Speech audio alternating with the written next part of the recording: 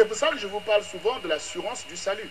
Celui qui marche avec le Seigneur est dans l'assurance du salut. Tu n'es pas concerné par le fait que, voilà, tu vas arriver, que tu dises au Seigneur, mais on a fait ceci en ton nom, on a fait ceci. Déjà, même le fait pour toi de dire ça veut dire que tu es déjà dehors. Parce que qu'est-ce que le Seigneur dit des bons serviteurs de Dieu? Il dit, voilà, entre dans la joie de ton maître. Là, toute bouche sera fermée. Entre dans la joie de ton maître. C'est-à-dire que tu as agi envers Jésus comme un disciple agit envers son maître. Que fait le disciple? Il accomplit la volonté de son maître. Dans les choses que tu demandes à Dieu, est-ce que tu demandes au Seigneur d'être un bon disciple? Est-ce que tu demandes au Seigneur de le servir, d'être son disciple? Est-ce que tu veux rentrer dans la joie de ton maître? C'est ça aussi. C'est ça aussi. Qu'est-ce qu'on nous enseigne à l'église? Est-ce qu'on nous enseigne la voie du salut vraiment? Mais ce serait simple, c'est clair. Jésus est venu pour appeler ses disciples. Alors, tu as besoin de savoir comment marche un disciple. Eh bien, c'est simple. Lis les évangiles et tu verras les gens qu'il a rencontrés. Il a vu Pierre, il dit, suis-moi. Il a dit, suis-moi. Donc, aussitôt, un choix se pose. Pierre a sa vie. Il a sa vie, sa maison, ses affaires et toutes ces choses.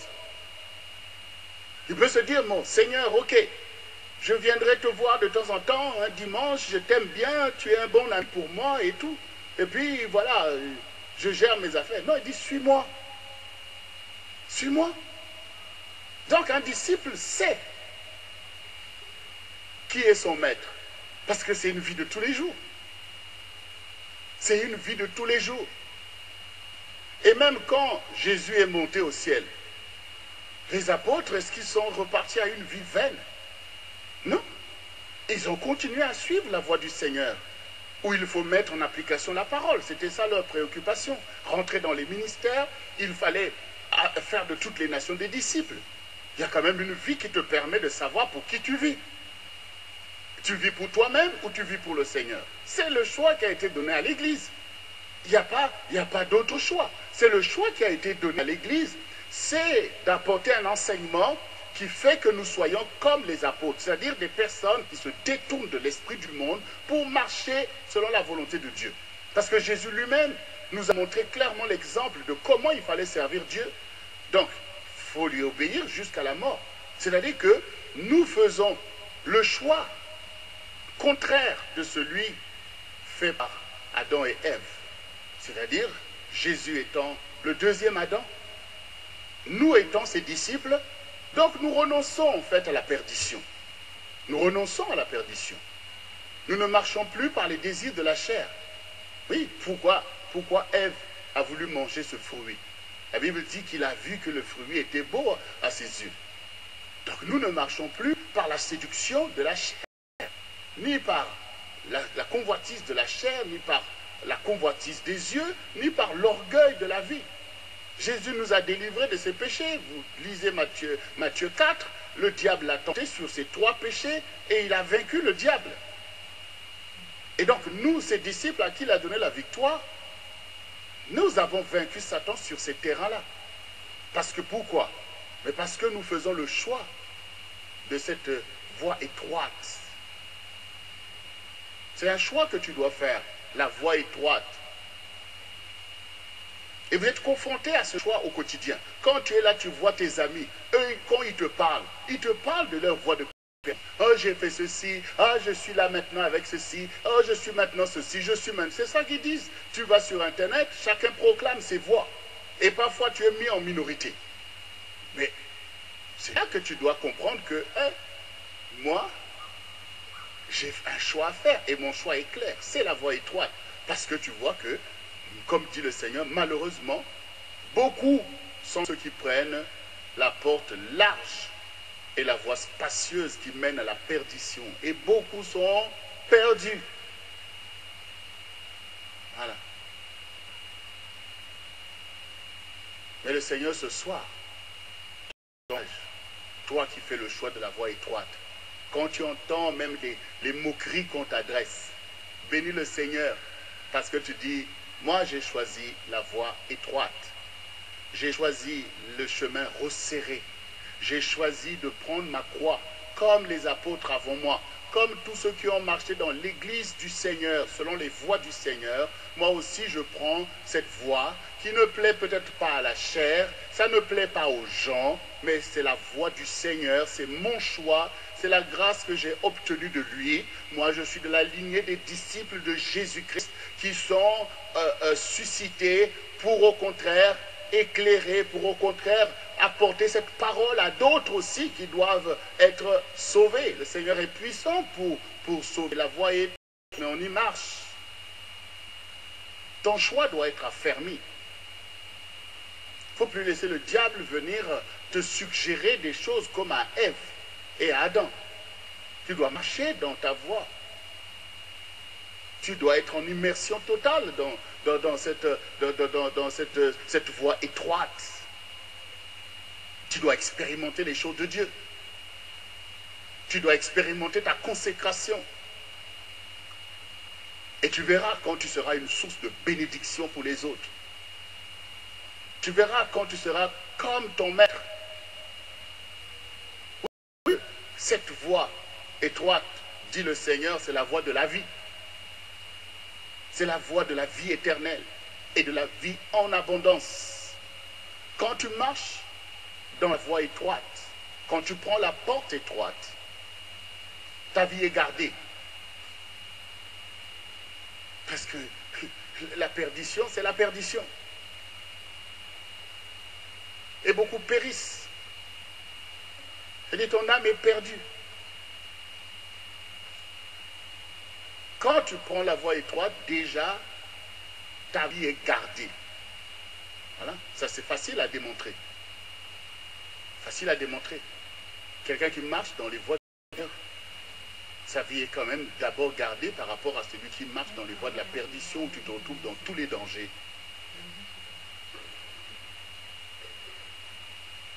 Parce que le Seigneur appelle celui qui... Parce que c'est qui marche? La voie étroite, c'est quoi? Mais c'est simple aujourd'hui. La voie étroite, c'est la voie de la mise en pratique de la parole du Seigneur. C'est ça la voie étroite. Tu mets en pratique sa parole. Dieu t'enseigne des choses et tu les appliques. C'est ça la voie étroite. Les gens fuient ça. Les gens fuient ce chemin. Ils veulent expérimenter leur propre volonté. Ils ne veulent pas se soumettre à Dieu. Et toi qui te soumets, ça c'est la voie étroite. Ça c'est la porte resserrée. C'est une porte d'épuration. Dans cette voie étroite, la chair est éprouvée. La chair est éprouvée. Alors que dans la voie de la perdition, c'est la chair qui fait la loi. Dans la voie de la perdition, tu es au service de la chair pour expérimenter toutes les abominations qui sont rentrées dans la chair par le péché, les convoitises et toutes ces choses, l'orgueil. Mais dans la voie étroite, c'est la chair qui est éprouvée. Pourquoi? Parce que la chair devient un instrument pour accomplir la volonté de Dieu. Alors que de l'autre côté, la chair est un instrument de dépravation. Donc, cette voie étroite doit être le choix clair que tu fais. Tu veux être visité par le Seigneur, mais c'est impossible que Dieu puisse te visiter en dehors de sa parole. Impossible. Impossible. Au milieu de tes péchés, tu peux entendre l'appel de Dieu, mais tu ne pourras pas développer une communion avec le Seigneur en restant dans tes péchés. Oui? La voix de Dieu retentit. Tu sens l'appel, tu sens cette impulsion.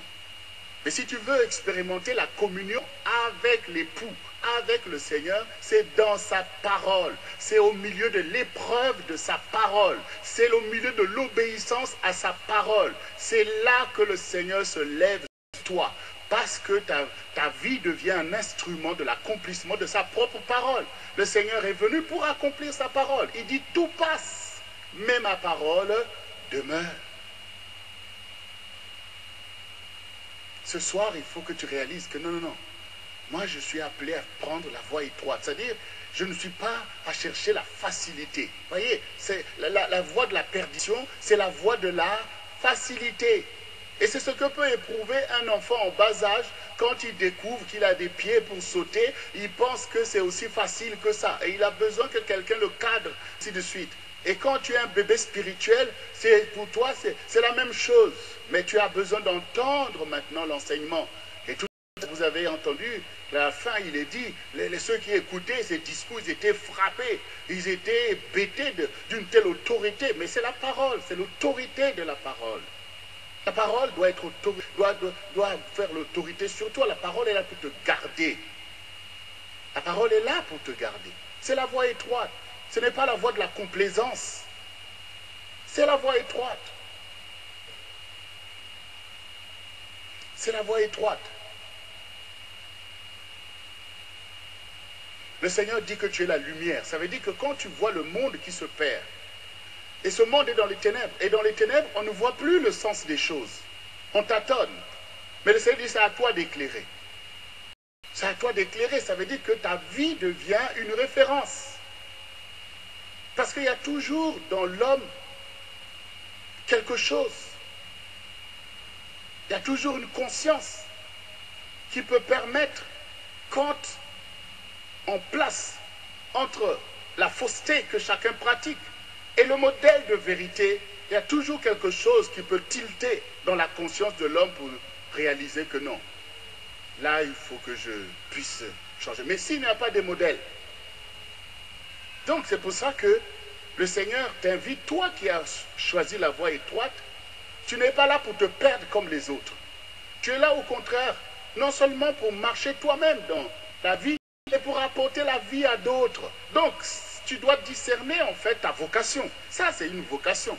Ta vie est une vocation. Tu as fait alliance avec le Seigneur pour être son disciple. Donc, tu dois être épanoui dans ton choix, puisque tu prends conscience que les gens sont perdus. Voilà, tu ne peux pas déprimer en regardant les gens perdus et croire que ce qu'ils font, c'est bien, jusqu'à avec toi-même dans la confusion. Tu dois au contraire avoir compassion pour dire non. Il faut que je puisse annoncer sa parole. Parce que tout ça, on sait vers quoi ça va. C'est de la perdition. Et les gens sont perdus. Les choses qu'ils pratiquent démontrent qu'ils sont perdus. Les choses auxquelles les gens prennent plaisir, auxquelles ils se vantent. Il faut écouter. Il faut écouter. Regardez ce qui s'est passé pendant l'élection, pendant le débat à l'élection présidentielle aux États-Unis. Là où au moins on peut dire les choses. C'est pas comme ici. Hein. Là-bas, au moins, on peut dire les choses, que les bonnes, les mauvaises. Qu'est-ce qu'on a sorti? Et voilà maintenant Donald Trump qui, a fini par être élu, on ne sait pas comment. Mais quand même, les choses sont sorties. Se glorifier, de faire du n'importe quoi. Et dans le monde, c'est des gens qui te parlent, tu sais toi-même. Tu sais toi-même, c'est ce que tu entends sur Internet, des WhatsApp ou je ne sais pas. Il faut bien voir la perdition. Il faut bien voir la perdition. Et là, on ne parle même pas que des païens. On parle des enfants de Dieu égarés, ceux qui ne reçoivent pas l'enseignement, ceux qui ne veulent pas prendre la voie étroite, ceux qui tergiversent. On est encore content d'être dans des forfaits, dans la malice, dans la manipulation, dans des choses en fait, et avoir des attitudes de piété. Voilà, et on s'en vante, on est là dans ceci, dans cela. Donc ce soir, il faut que tu entendes, parce que le royaume attend aussi. Le royaume attend d'être manipulé. Est-ce que Dieu veut la perdition des gens? Est-ce que Dieu veut la perdition des gens? Dieu ne veut pas la perdition des gens. Il ne faut pas que quand tu entends la parole que le Seigneur dit, oui, beaucoup d'appelés, peu d'élus, alors tu te dis que, oh, ben, de toute façon, Dieu a dit qu'il y a peu d'élus, donc le peu là, c'est moi et les autres, ils sont perdus. Mais tu sais le peu de Dieu, ce que ça représente. Travaille. Travaille. Travaille au salut des autres. Le Seigneur dit, tu seras béni et tu seras une source de bénédiction. Donc il n'y a pas moyen d'être béni et d'être égoïste, avare et de pouvoir là croire que toi, si tu es sauvé, c'est que quelqu'un s'est sacrifié pour cela. Donc, c'est l'oisiveté qui est le danger. Voyons. Quand tu es oisif, c'est-à-dire que tu ne comprends pas le royaume de Dieu, tu ne comprends pas la justice de Dieu, tu ne vois pas la valeur de la sanctification, tu ne vois pas la valeur que Dieu t'ait sorti des abominations que tu pratiquais, eh bien tu commences à aller là dans l'oisiveté. Ah oui, j'ai donné ma vie au Seigneur, mais bon, je ne vois pas où est-ce qu'on va et tout ça. Mais tu avais dit que tu témoignes toi-même que tu es toujours aveugle. Oui, là où les autres se réjouissent en l'Éternel, toi tu ne vois jamais ça. Oui. Là où la joie du Seigneur est la force des autres, toi tu es en train de regretter les abominations du monde. Voilà. Au lieu que tu sois de ceux qui poussent les autres à prendre conscience, toi tu es en train de déprimer. Donc, tu as besoin d'entendre ce que je suis en train de te dire là ce soir. La voie étroite doit être ton choix. Un choix éclairé, un choix béni. C'est une grâce pour toi. Dieu sauve ta vie et il veut garder ta vie. Mais au travers de toi, Dieu veut aussi sauver la vie de beaucoup. Il faut que tu travailles dans le champ du Seigneur. Souvenez-vous, Jésus était là avec ses apôtres. Il voit là, la moisson est mûre, mais il y a peu d'ouvriers. Et pourtant, il y avait plein de religieux. Il y avait plein de sacrificateurs de je ne sais pas de quoi. Mais le Seigneur voit qu'ils ne sont pas là pour le salut des gens. Ils sont d'ailleurs eux-mêmes perdus. Et ils veulent en perdre d'autres. Donc le Seigneur dit, il y a peu d'ouvriers, c'est-à-dire peu de personnes qui soient clairvoyants au sujet des choses de Dieu, qui soient dans la crainte de Dieu, qui soient dans l'obéissance, qui reconnaissent que la parole de Dieu est la vérité et que c'est cette vérité qu'il faut poursuivre. Il y en a peu. Et donc Dieu a établi son Église afin qu'il y ait beaucoup qui travaillent dans son champ pour moissonner les âmes.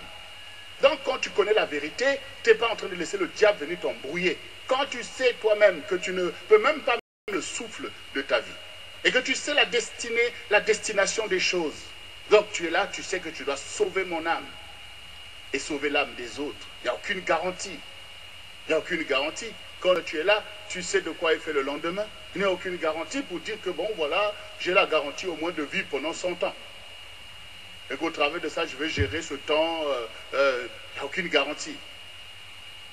Même pour vous qui aimez le football, les équipes qui se disent, bon, au début là, on joue et puis voilà, quand on va arriver vers la deuxième période, on fait tout, on va gagner. Quand vous faites ce genre de calcul, après vous voulez que l'arbitre puisse ajouter encore des minutes, commencer à vous débattre. C'est dès le début qu'il fallait arrêter le match. Mais oui, quand on sait ces choses, on est éclairé, on bénit le Seigneur. Merci Seigneur de m'avoir sauvé. Oui, merci Seigneur. Et on doit marcher dans le salut. Et on doit propager l'évangile. Parce qu'on réalise la perdition. On réalise la perdition. On voit les âmes qui périssent. Tout ça par la méchanceté des impies. Voilà. On voit l'iniquité, l'injustice. Les âmes périssent. Des guerres par-ci, par-là.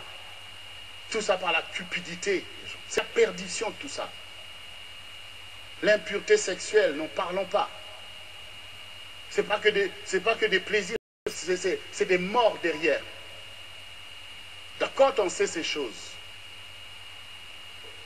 chacun marche dans le couloir qu'il a choisi. Toi, la voie étroite. L'enseignement du Seigneur est clair. Il vise d'abord à sauver nos âmes. D'abord à sauver nos âmes. Et si Dieu t'a sauvé, c'est qu'il t'a sauvé. Et en cela, tu dois le bénir. Et tu dois enseigner autour de toi. Enseigner à tes enfants, à tes parents, à tes amis, l'importance de sauver leur vie en s'écartant du mal, de l'iniquité. L'iniquité. Oui, parce que, voilà, il y a des chrétiens qui marchent dans le péché. C'est-à-dire que tu acceptes cette vie-là. Mais ce péché-là que tu commets, c'est un préjudice. Un préjudice contre ta vie et contre ton frère. Oui, les péchés, on peut les citer. L'adultère, par exemple. Tu es content. Mais c'est à cause du tort à qui? Et c'est quoi ton témoignage? C'est quoi ton témoignage? Au final, Tu es content de duper ton frère, ta soeur. Et ton témoignage, il va passer par où? Tu vas témoigner devant qui? Devant Dieu. Que tu étais un saint au service des autres.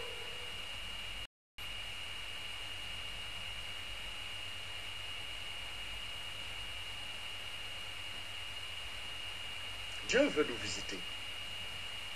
Mais il veut visiter ses saints. Ceux qui renoncent au mal. Oui, le Seigneur est capable de te visiter même dans ta prison. Alors le Seigneur vient te voir dans ta prison, comme quand il est allé visiter Shadrach, Meshach, Abednego, ou Daniel. Il arrive dans ta prison, voilà, ta prison de péché. Arrive, oh mon enfant, tu sais, tu es mon enfant, je t'aime. J'ai mis en toi les dons du Saint-Esprit, j'ai donné ma vie à la croix pour toi. Et là, tu es enveloppé par le péché.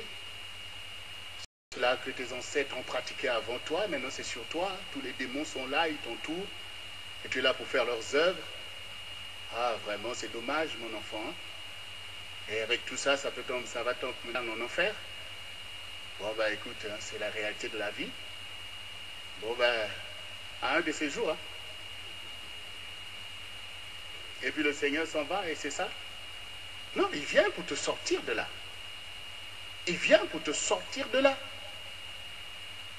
Mais il faut que tu te désolidarises un peu de ce péché-là, de cette prison, pour pratiquer sa parole. La voie étroite, c'est pratiquer sa parole. On pratique la parole du salut, on la pratique. Et cette parole se résume en 2 commandements. Tu aimeras l'Éternel, ton Dieu, de tout ton cœur, de toute ton âme, de toute ta pensée et de toute ta force. Ça veut dire qu'on se bat pour son choix, on se bat pour son salut, on se bat pour servir le Seigneur. On se bat, on ne se laisse pas avoir par le chantage de l'ennemi, mais on se bat. Même si tu marches à genoux, même si tu rampes, ben c'est un choix. Dieu, il sera là pour te fortifier parce qu'il voit que tu tiens ton choix. Voilà, c'est ça qui est important. Dieu n'a pas de problème avec vos faiblesses, c'est-à-dire que tu as du mal peut-être à crier, tu as du mal à courir et tout ça. Il a prévu de pourvoir. Mais quand tu fais des choix qui l'offensent, ça c'est un choix. Vous voyez, il ne faut pas confondre entre les deux. Il ne faut pas confondre entre des personnes que vous voyez qu'ils ont du mal à avancer, telle chose, et des gens qui font le choix du péché. Ce n'est pas la même chose. Ce n'est pas la même chose. Parce qu'on dit, oui Seigneur, mes faiblesses. Les faiblesses, ça veut dire, quand vous voyez un enfant, vous lui dites de monter ici, vous allez voir qu'il aura du mal. Vous êtes obligé de le soutenir, mais ce n'est pas un choix de péché. Celui qui pêche, celui qui fait le choix de pécher, par exemple, tu es là, tu marches l'adultère, ça, c'est pas la faiblesse, ça. La faiblesse, ça, c'est le choix de l'iniquité. Ça, c'est la rébellion. C'est pas la même chose. C'est pas la même chose. C'est pas la même chose entre quelqu'un qui a du mal à prier, par exemple, et celui qui ne prie pas à cause du péché. Il y a des gens, par exemple, tu n'arrives pas à prier par cause de tes péchés, en fait. Tes péchés t'accablent, tu ne sais même pas quel mot dire à Dieu. Après, tu vas dire que oui, je suis faible. Non, c'est pas que, en fait, tu es fort pour le péché. Ah oui, là, on ne confond pas les choses. Hein. Dieu a prévu de vous secourir, par sa force. Quand nous avons vu que quand Paul dit, quand je suis faible, c'est alors que je suis fort. Ça n'a rien à voir avec le péché. Voilà.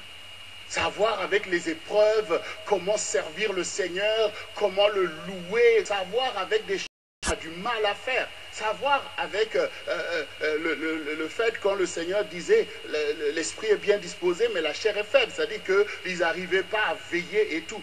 Mais ils n'étaient pas dans le péché. Ils n'étaient pas comme Judas, qui va trahir son maître. Ce que Dieu nous te demande, c'est de renoncer au péché.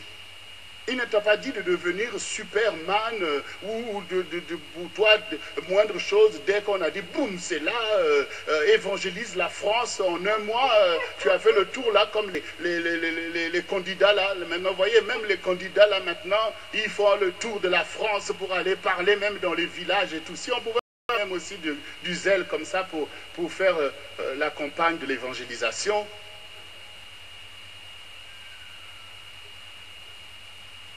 Celui qui entend mes paroles et les met en pratique est semblable à un homme prudent.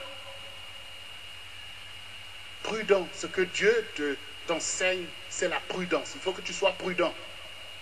Il faut que tu sois prudent. Tu vois que le monde est un monde de perdition. Dieu t'a parlé qu'il y a ton ennemi qui est là.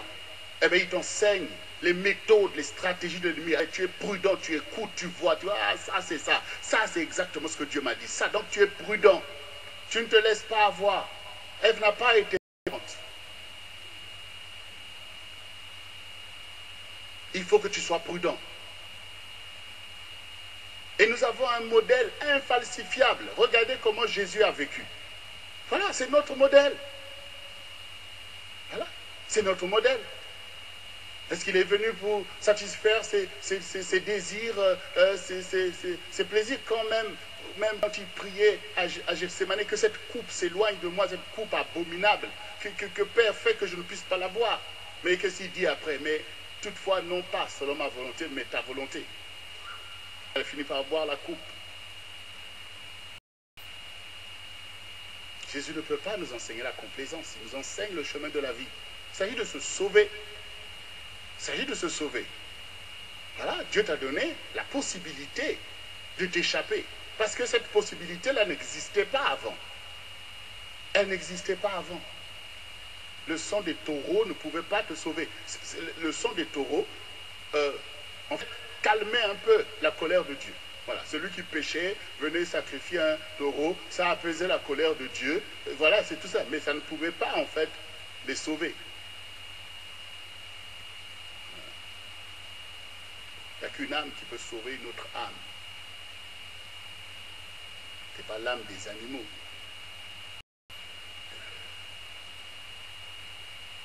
Alors maintenant, il y a un dernier point que j'aimerais aborder avec toi pour conclure ce moment.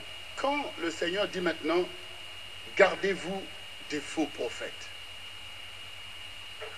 C'est-à-dire que non seulement que le Seigneur met une séparation claire et nette entre l'esprit de Dieu, entre la voix de Dieu et l'esprit du monde, et la voix du monde, comme nous l'avons vu, nous voyons la perdition, nous voyons les gens qui marchent dans des idéologies que tu sais toi-même que ce n'est pas de Dieu, des gens qui adorent le diable, qui marchent dans l'iniquité, la méchanceté, qui font des choses abominables, comme nous le voyons. Maintenant, tu vas dire, moi, je ne vais plus là-bas, je ne vais plus dans ces chemins, et maintenant, je suis dans mon église, dans mon assemblée, je suis au milieu du peuple de Dieu. Mais le Seigneur, là, en train de parler aux enfants de Dieu, là. Là, il parle aux apôtres, ça dit qu'il te parle à toi. Parce que l'ennemi ne va pas se contenter de pervertir le monde. Il va attaquer le peuple de Dieu. Et là, ça devient dangereux et pernicieux. Donc son arme, c'est la fausse prophétie. Voilà. Faux prophètes et les faux docteurs. Voici l'arme du diable, en fait, pour attaquer les saints de Dieu. Et nous avions fait des enseignements ici sur la doctrine des Nicolaïtes, c'est-à-dire toutes ces doctrines en fait, qui enseignent à pécher. C'est-à-dire que tu es là, on t'encourage à pratiquer des choses, mais la simple lecture de la parole de Dieu, si tu es quelqu'un de prudent, tu vas te dire non. Vous m'enseignez à dérespecter mes parents? D'où vient cette doctrine? Je n'ai pas vu que Dieu encourage à cela. Au contraire. Je n'ai pas vu que la pratique des hommes peut changer la parole de Dieu. Et si le Seigneur a dit « Honore ton père et ta mère afin que tu vives longtemps », cette parole est un fondement. Comment Dieu va maintenant enseigner des choses pour déshonorer ses parents? Et Jésus a repris les pharisiens là-dessus, sur ces mêmes choses. Oui, quand il dit, oui, ce que j'avais pour mes parents, c'est une offrande. Il dit, vous annulez ainsi la parole de Dieu par votre coutume. Et pourtant, nous lisons ces paroles. Et quand on se retrouve dans nos assemblées, dans ceci, soit prétexte, ah oui, les parents, c'est des sorciers, ah oui, le démon de ceci, les démons de cela, et voilà maintenant comment on peut détourner les enfants de la parole de Dieu. Mais le Seigneur vous a dit de chasser les démons. Est-ce que vous avez dit de chasser vos parents? Ah, c'est pour ça que le Seigneur dit, gardez-vous des faux prophètes. Parce que c'est l'arme du diable. Les faux prophètes, c'est le danger. Et quand le Seigneur enseignait ces choses, les apôtres étaient troublés. Il dit, mais attends, mais comment on va faire? Au moment où on se dit, ah, au moins Dieu nous parle, au moins comme ça, et puis maintenant il y a aussi des faux prophètes qui viennent dire des choses. Peut-être qu'ils vont dire des choses aberrantes au point où même le dernier va dire, oh, mais ça c'est de l'amusement. Non, ils disent des choses, des enseignements, et même qui peuvent faire des miracles. Là, ça devient compliqué. Là, c'est compliqué, mais Seigneur, comment on va faire? Mais le Seigneur a dit, ne vous effrayez pas, ne vous mettez pas dans la confusion. Regardez. Regardez le fruit. Voilà. Dans la vie, il faut que tu sois stable. Il ne faut pas être comme des gens instables. Tu entends des choses. Tu entends, oh, on a dit, mais ça, c'est... Attends, tu n'as même pas le temps de discerner quoi que ce soit. Le Seigneur te dit, regardez au fruit. Ça veut dire quoi? Quand tu vois un arbre, tu dis, oh, voici cet arbre, c'est un bon arbre. Quelqu'un te dit, oh, c'est très bon cet arbre, alléluia, c'est telle chose. Et tout. Ok, mais il n'y a pas de problème. On va attendre. On ne va pas aller mettre de l'argent, que ce soit. On va le laisser porter du fruit. On va regarder. On regarde, on regarde. Si maintenant on voit un fruit bizarre, donc, tout ce que vous avez dit, c'est faux. Parce que ce n'est pas les paroles, ce n'est pas vos théories qui établissent la vérité. C'est le fruit. L'arbre lui-même a produit son fruit. Donc, vous avez dit que cet arbre est sucré. Là, on voit que c'est acide, c'est amer. Donc, ce n'est pas le fruit qu'on va changer. C'est la parole, tout ce qui a été dit sur l'arbre qui va changer. Le Seigneur, il est avec toi. Il faut marcher par le discernement. Oui. Dieu est le maître des temps. Avant de t'agiter, laisse le temps s'accomplir. Avant de croire que j'ai eu ceci, regarde bien, laisse un peu le temps de la moisson, laisse le cycle tourner pour que tu vois bien. Tout ça, ça ramène à la même parole. Mettre sa parole en pratique. Voilà. Là aussi, ben voilà, le diable fait ses manigances, il embrouille la situation, il fait. Mais toi, tu marches dans le repos du Seigneur, dans la paix. Parfois, vous pouvez même être livré à des situations difficiles, comme Shadrach, Meshach, Abednego, comme Daniel. L'ennemi s'agite et tout ça, mais tu es là, parce que là où tu es, toi qui as l'esprit de vérité, ça procède par l'esprit de vérité, parce que le Saint-Esprit est là où on confesse la vérité. Donc, même si tu te retrouves au milieu des ténèbres, même si tu te retrouves en prison, au milieu de tous les complots, même livré à l'iniquité de ceux qui t'entourent, le Seigneur dit, 1000 tombent à ta droite, 10 000 à ton côté, mais tu ne seras pas atteint, ne crains pas. Voilà, parce que le Seigneur, il dit, tu es sur sa parole. Voilà, les vents se sont levés. La tempête est venue, s'est abattue sur cette maison. Ça veut dire que ta vie va subir les assauts de tout ce qui se passe. Tu vas être frappé, tu vas être tourné comme ça, mais cette maison n'est pas tombée. Cette maison n'est pas tombée. Ça veut dire que tu n'es pas renversé. Tu n'es pas déstabilisé au milieu des épreuves, au milieu de la méchanceté de ceux qui sont t'entourent, ou même, parfois même, toi-même, au moment où tu n'es pas encore affermi et tout ça. Mais le fait que tu as fait le choix de la voie étroite, tout ça, ça va se passer. Mais ta maison, ta vie ne tombera pas. Pourquoi? Parce qu'elle est fondée sur le roc. Elle n'est pas fondée sur la séduction, la manipulation, la malice, mais elle est fondée sur le roc, ta foi en Jésus et en sa parole. Parce que le Seigneur veut te dire tout simplement que ça ne sert pas de dire tu m'aimes si tu n'as pas de part avec ma parole. Parce qu'il est la parole. C'est dit celui qui m'aime fait mes commandements. C'est cette parole-là. Toi qui m'écoutes, ton Dieu, c'est la parole. C'est la parole-là que Dieu t'a donnée. Tu as permis que cette parole soit consignée. Et cette parole qui résonne par des enseignements évidents. Des enseignements évidents qu'ils sont des enseignements de Dieu. Ces enseignements visent à t'enseigner la voix de Dieu. Et la voix de Dieu est claire et nette. Elle est différente de la voix de la perdition. Elle t'enseigne à aimer Dieu.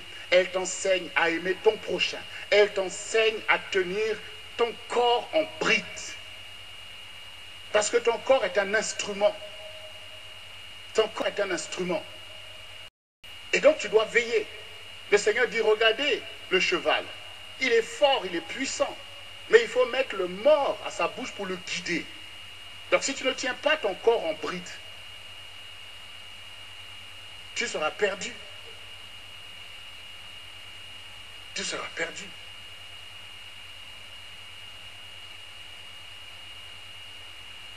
C'est ça l'enseignement. C'est ce que Jésus a enseigné, c'est ce qu'on enseigne dans l'Église. On t'enseigne la voix du Seigneur. Et tu dois marcher dans la voie du Seigneur. Quand vous faites la volonté de Dieu, vous le sentez, vous savez que vous n'êtes pas votre propre volonté, que vous êtes en train d'obéir. Vous le savez. Vous dois vous réjouir. Ça veut dire que je marche dans les voies du Seigneur. Et les voies du Seigneur sont bénies. Les voies du Seigneur sont bénies. Quand Dieu te délivre de tes convoitises, voilà, il te donne ce qui convient à ta vie et à ta destinée. Voilà. Et comme on sort de l'Égypte, alors du coup, on a des références, des mauvaises références. On a de mauvaises références. Le diable t'avait fait croire que la joie, c'est quand tu es là, tu t'éclates dans du n'importe quoi, tout ça. Donc du coup, tu as des mauvaises références. Il faut que tu sois encore enseigné pour que tu réalises que tout ça, c'est pas bon. Et que ce qui est bon, c'est la vertu. Voilà. Dieu veut nous visiter. Mais le fondement, c'est sa parole. Le Seigneur dit, malheureuse, battue de la tempête, que nul ne console. Je garnirai tes pierres de stuc et je te donnerai des fondements de saphir. Je ferai tes créneaux de rubis et toutes tes portes d'escarboucle. Tes portes d'escarboucle et toute ton enceinte de pierres précieuses. Tu seras affermi par la justice. Tu n'as rien à craindre. Tous tes fils seront disciples de l'Éternel. Et grande sera la postérité de tes fils.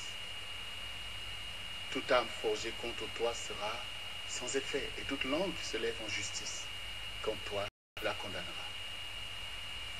Car l'Éternel, car l'ouvrier fabrique une arme de par son travail, mais l'Éternel a aussi créé le destructeur pour la briser.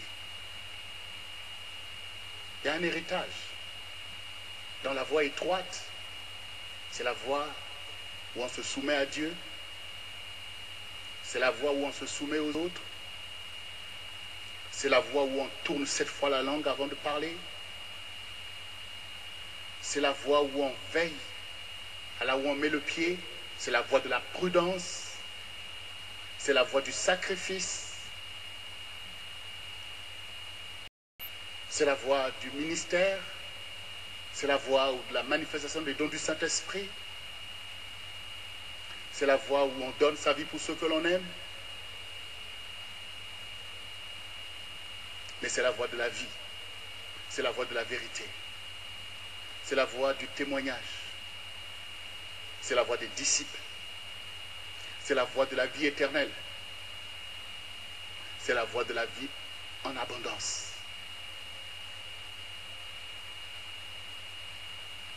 Il n'y a rien à envier à la voie de la perdition. Même l'enfant prodigue qui a pris cette voie a fini par revenir.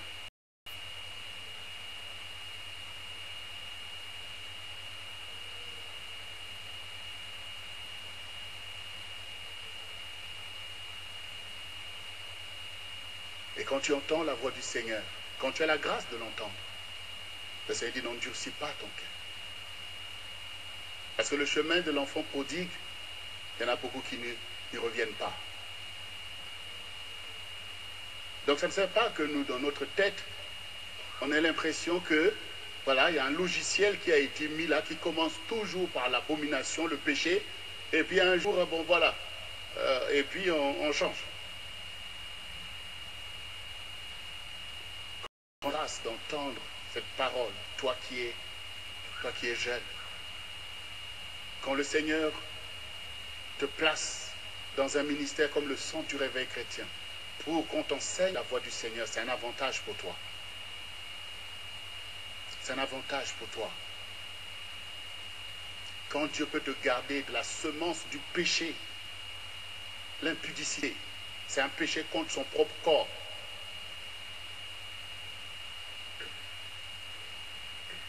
Quand Dieu peut t'en garder, c'est avantageux pour toi. Parce que quand on voit la nécessité des délivrances et toutes ces choses, je me rappelle un jour, je priais pour un frère d'un certain âge, qui allait voir des marabouts, des ceci, et pendant qu'on commençait à prendre autorité pour chasser les démons, il avait tellement peur, il dit, ah, qui m'a poussé à aller faire des conneries comme ça.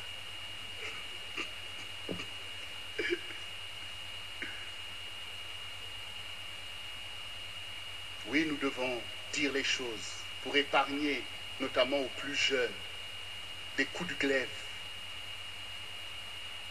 Malheureusement, des âmes qui périssent. Le diable fait des ravages. Et l'aiguillon de la mort, c'est le péché. C'est par le péché. Il inspire le péché. Il enseigne le péché. Et quand le péché est consommé, les vies sont détournées de leur trajectoire. Le Seigneur, ton Dieu, ton berger te dit, prends la voie étroite. Alors le Seigneur dit, celui qui veut me suivre, qu'il prenne sa croix. Et ici, c'est le signe, la croix, ce n'est pas par ta volonté qu'on va te mettre sur la croix. Ce n'est pas par ta volonté. Il n'y a personne qui dit, voilà, moi, ma volonté, c'est qu'aller me pendre sur le bois. Voilà. Le Seigneur est venu, il est venu obéir. Donc, il nous montre que si tu veux me suivre, c'est-à-dire si tu veux être comme moi, c'est que tu dois prendre ta croix.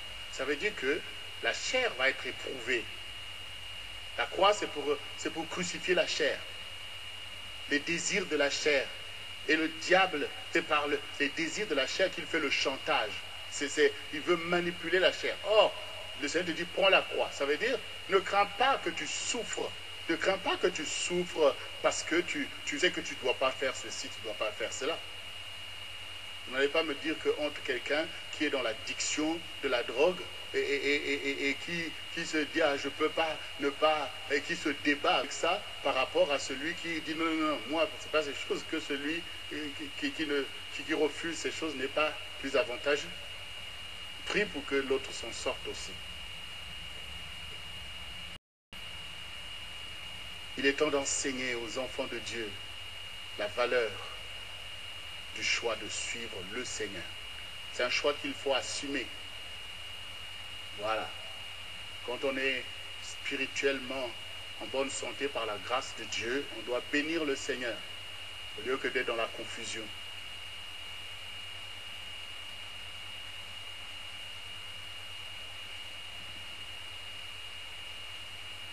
Une fois, j'étais en train d'écrire un chant. Et dans ce chant, il y a un couplet où je disais, demain il fera beau pour mon frère là-bas. Où est notre espérance? Où est notre Dieu? Ne regrettant rien de ce monde qui passe, des souffrances endurées, oh, des plaisirs manqués. Oh, là-bas, oui, là-bas, nous serons bien auprès de notre bien-aimé Jésus. Nous serons bien. Je dis, ah ouais, c'est magnifique, hein? Sauf qu'il y a quelque chose que Dieu a rectifié dedans.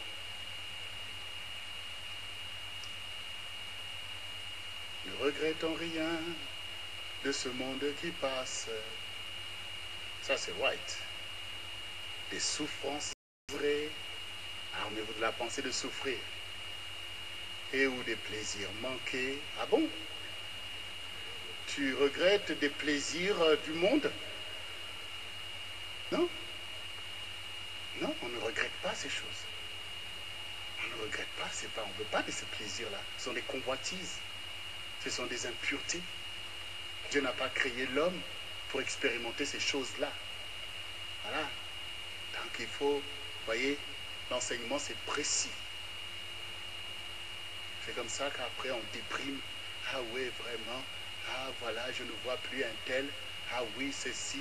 Et à tel faute de déprimer, tu commences encore à repartir vers les choses que tu as. Non. La joie du Seigneur est ma force.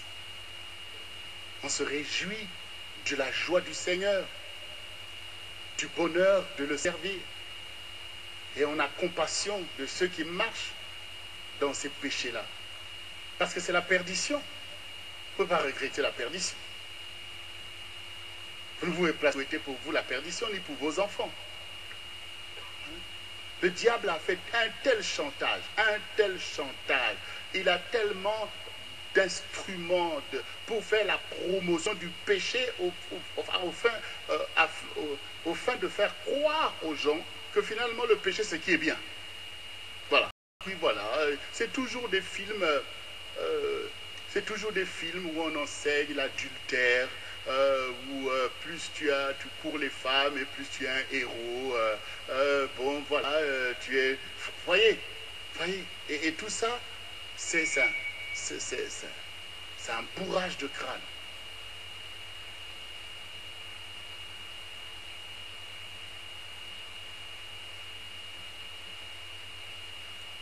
Tu veux ta visitation?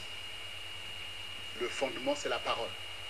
Ta parole est une lampe à mes pieds et une lumière sur mon sentier. Il y a un chemin, c'est un sentier. Et c'est sur ce chemin étroit que Jésus communiait avec toi.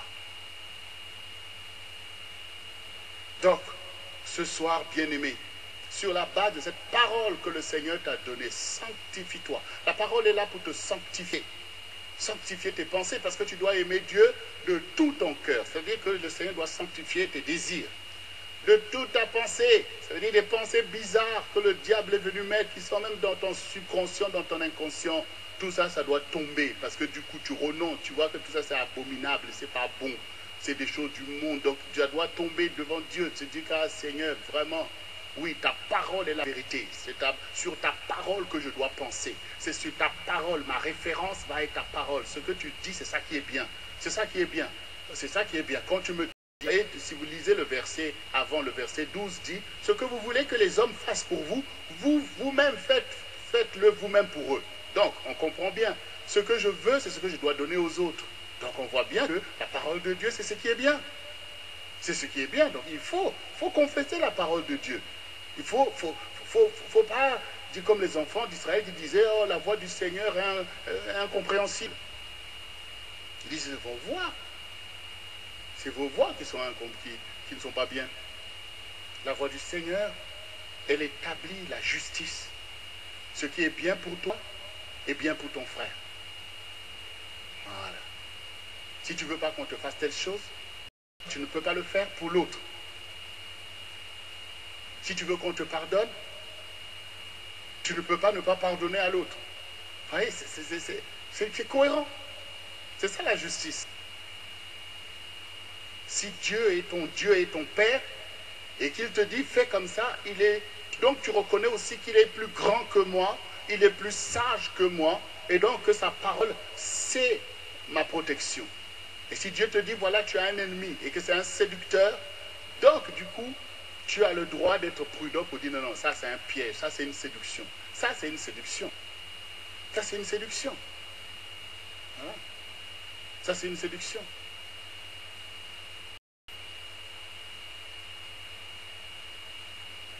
Si tu es une femme mariée, que tu rencontres un frère ou à ton travail, quelqu'un te donne un compliment.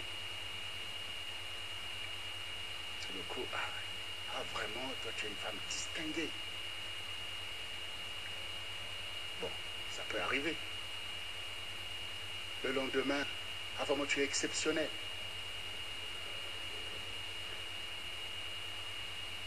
Vraiment, il n'y a pas une femme comme toi.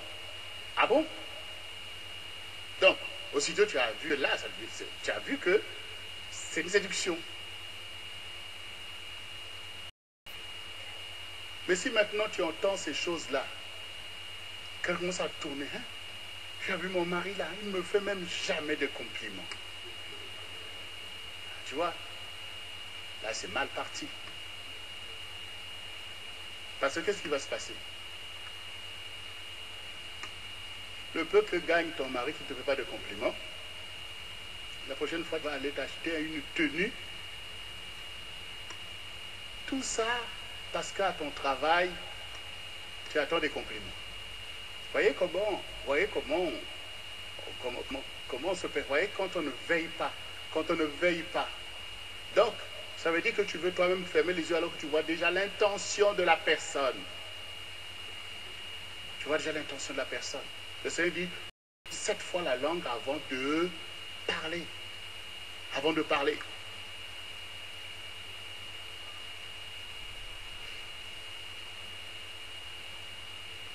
Parce que tout ça, le diable vient, sont des coups de glaive. Alors que tu as commencé à suivre un chemin de bénédiction, au lieu d'aller vers... Péché veut dire rater la cible. Au lieu tu avances, même ta maison, les choses avancent, il y a des promesses pour ta maison, pour tout le monde. Et bien maintenant, toi, sur qui l'Éternel se lève, et bien voilà, tu te laisses maintenant marcher sur les pots de banane, te laisser manipuler, parce que tout ça, parce que tu ne veilles pas.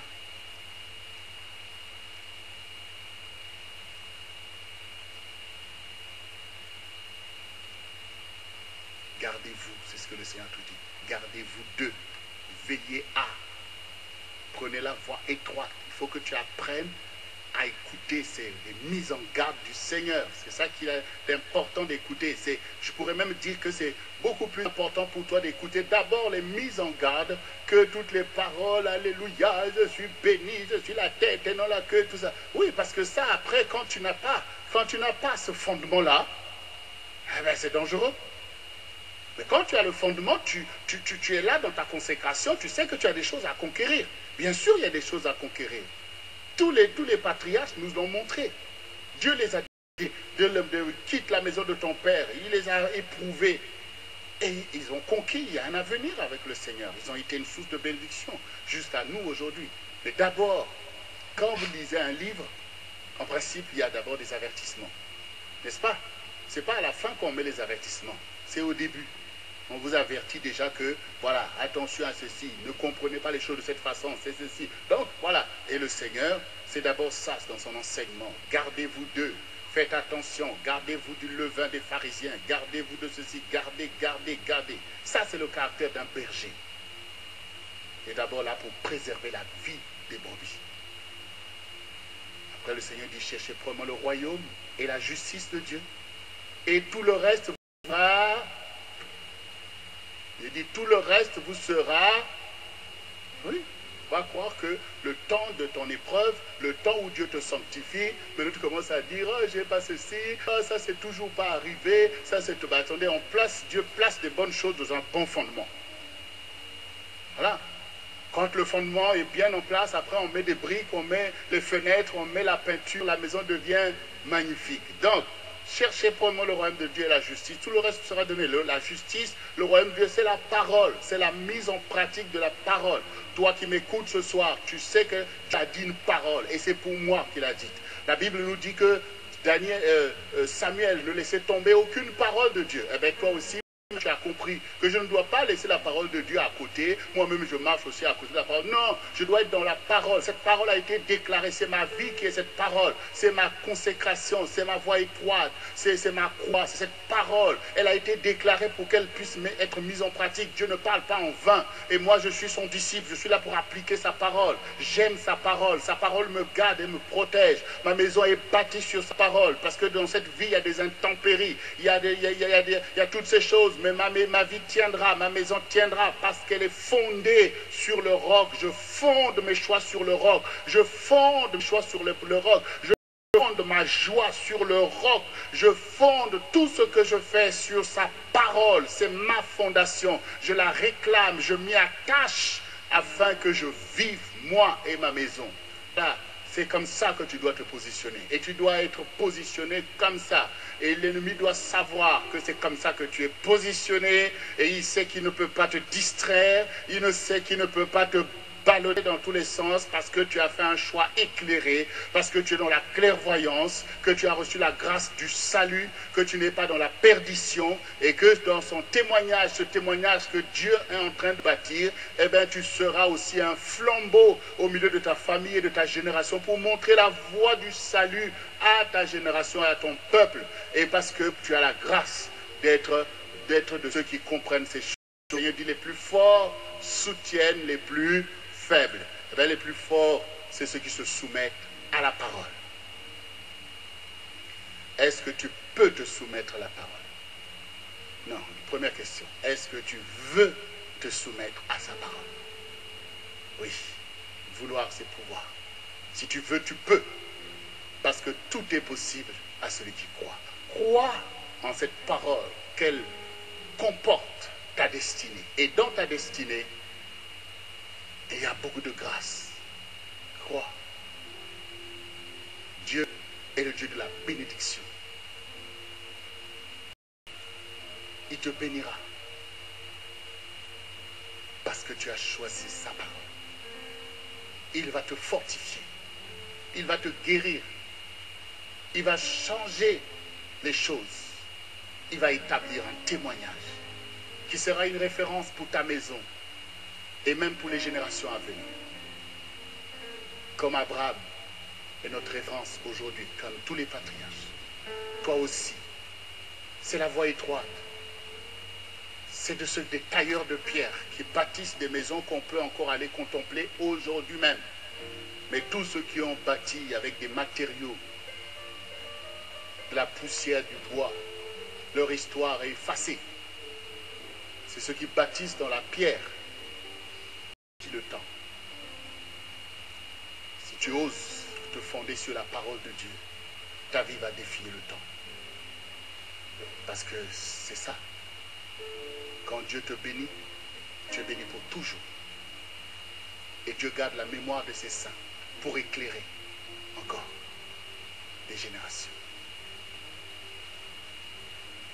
Nous ici au centre du réveil chrétien, Dieu ne nous a pas abandonnés dans la vallée des ossements. Quand la religiosité peut devenir un voile de l'esprit de mort. Et le paradoxe parfois où finalement Dieu t'a sorti du monde. Et pendant qu'il t'emmène dans son église, maintenant tu viens t'égarer dans un tombeau. C'est pas bon. Un disciple, c'est la personne qui marche dans les voies de Dieu, mais qui sert son maître. C'est-à-dire que Dieu a tant aimé le monde qu'il a donné son Fils afin que quiconque croit en lui ne périsse point, mais qu'il ait la vie éternelle. Si nous ne sommes pas capables d'être clairvoyants, d'être loin, et en même temps d'aller sauver les âmes, nous ne sommes pas des bons disciples. C'est pour ça que la sanctification doit être quelque chose que tu as compris, que tu as intégré. Pourquoi? Parce que Dieu n'est pas là pour t'isoler entre quatre murs sous prétexte que j'ai peur du monde, je veux me perdre. Ça veut dire que tu n'es pas encore rentré dans ta consécration. Parce que Dieu veut au contraire, une fois qu'il t'a équipé, que tu ailles sauver les autres. Parce que le Seigneur dit, si personne ne prêche, comment les gens vont se convertir? Dieu n'a pas abandonné le monde. Il est venu pour le sauver.